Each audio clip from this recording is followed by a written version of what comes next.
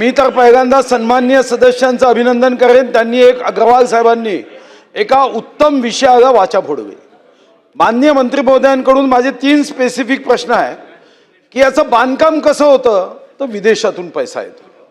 मागच्या वर्षी अध्यक्ष महाराज साधारणतः 1515 संस्थांना विदेशातून पैसा आला। म्हणून माझा पहिला प्रश्न आहे मंत्री महोदय की विदेशातून महाराष्ट्रातल्या या धर्मांतरण करण्याच्या प्रोत्साहनासाठी जो पैसा येतो या अधिवेशन संपेपर्यंत तुम्ही पटलावर माहिती देणार आहात का? दुसरा प्रश्न अध्यक्ष महाराज, ही जबाबदारी गृह विभागाला दिली असल्याने पोलीस विभागामध्ये कामाचा ताण असतो। दुसरा माझा प्रश्न आहे की असे प्रश्न उपस्थित झाल्यावर तातडीने कार्यवाही करण्यासाठी आपण विशेष विंग स्थापन करणार आहात का? मी फक्त एक आकडा सांगतो, 1951 मध्ये हिंदूंची लोकसंख्या 84.1% होती, 2011 मध्ये 5% कमी झाली, 79.80%। कशामुळे होता अध्यक्ष महाराज? तर मोठ्या प्रमाणावर अशा पद्धतीने विदेशातून पैसा येतो आहे आणि यामध्ये हे धर्मांतरण वेगाने होते आहे आणि या दृष्टीने महाराष्ट्राची लोकसंख्या सुद्धा अध्यक्ष महाराज कमी होते आहे। आणि म्हणून नंबर 1, विदेशातून येणाऱ्या पैशाचा हिशोब महाराष्ट्रात किती आला आहे हा तुम्ही देणार आहात का? तक्रारीची गंभीर दखल घेण्यासाठी एक विंग आवश्यक आहे, ती आवश्यक विंग करणार आहात का? आणि तिसरा मुद्दा, या संदर्भात अनेक राज्यांनी कायदे केले आहे, जगात कायदे आहे। म्हणजे मी आता माहिती घेतली, पाकिस्तानामध्ये तर अनुच्छेद 20 नुसार ईशनिंदा आणि धर्मत्याग डायरेक्ट मृत्यूदंड आहे। संयुक्त अरब अमारीत एपॉस्ट्रोफी मृत्यूदंड, इराण संविधानातील कलम 167 मृत्यूदंड।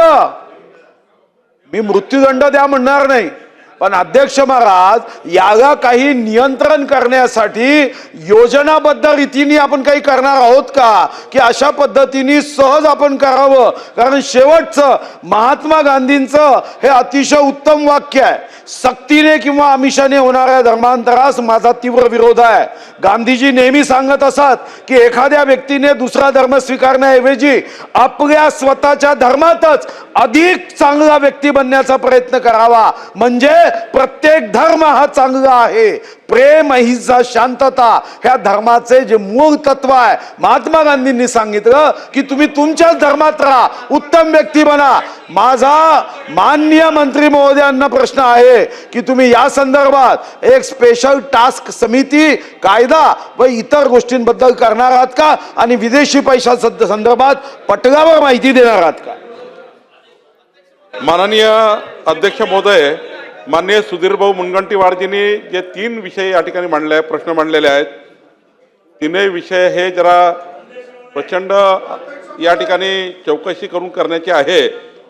तर विदेशातून येणाऱ्या जो पैसा आहे धर्मांतराकरता तो किती येतो आहे, कुठनं येतो आहे, त्याचे सोर्सेस काय आहे, त्यानंतर ह्या ज्या तक्रारी येतात त्या तक्रारीवर विशेष विंग असली पाहिजे। अनेक राज्यात, अनेक देशामध्ये काय काय कायदे आहे, त्या कायद्याचा अभ्यास करून आपल्या राज्याने पुढाकार घेतला पाहिजे। सुधीर भाऊ, मी आपल्याला आश्वस्त करतो की मी माननीय मुख्यमंत्री आणि आपण अत्यंत महत्त्वाचे नेते असल्यामुळं आपण सर्व एक या विषयावर मी माननीय मुख्यमंत्र्यांची चर्चा करेल, मंत्रिमंडळाची चर्चा करेल आणि या ठिकाणी या 3ही बाबीवर आपण या राज्यामध्ये पुढच्या काळात धर्मांतरण करण्याची कोणाची हिम्मत होणार नाही असा कायदा आणण्याचा आपण प्रयत्न करू। एबीपी माझा, उघडा डोळे बघा नीट।